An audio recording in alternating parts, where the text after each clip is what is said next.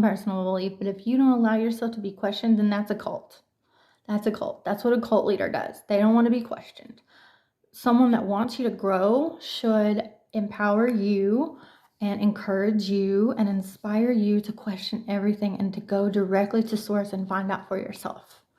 That's why I say don't be led, be inspired, but still question everything and go directly to your source. But he said it's a slippery slope on theological truth, and that friends of his turned him on to this because they found Jordan Peterson's book and take on things to be a breath of fresh air. And that should tell you so much.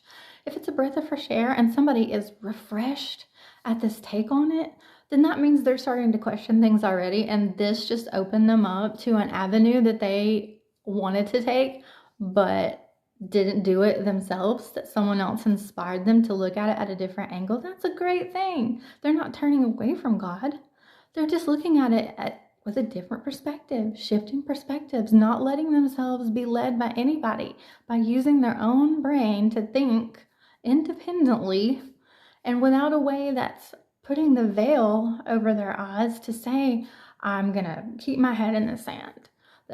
This is what I wouldn't be so frowned upon and hated on if I weren't saying this as being someone that's in the Bible Belt. And that's where a lot of my viewers are still before I expand and get out of, this community and the people that were tuning in to me and my channel because they had heard bad things and the smear campaign had reached them, and they'd listened to the gossip and they'd made up their mind about me because of what other people said and not because they knew me or knew what those people said to be true at all.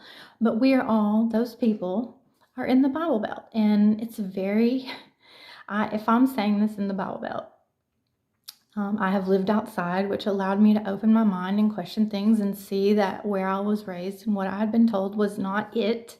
It wasn't the final end all be all. And that was beautiful, like these people said about Jordan, very refreshing. And so when I came back from California, I was like, I don't have to believe what all these people believe. I don't have to believe what I've been force fed and what I've been conditioned and indoctrinated into. I don't have to believe that. And they are very closed-minded. Sorry, guys, but you are, if that's all you're wanting to see and keep perpetuating. And that's fine. If you want to, that's fine. But I don't have to do that. And other people don't have to do that.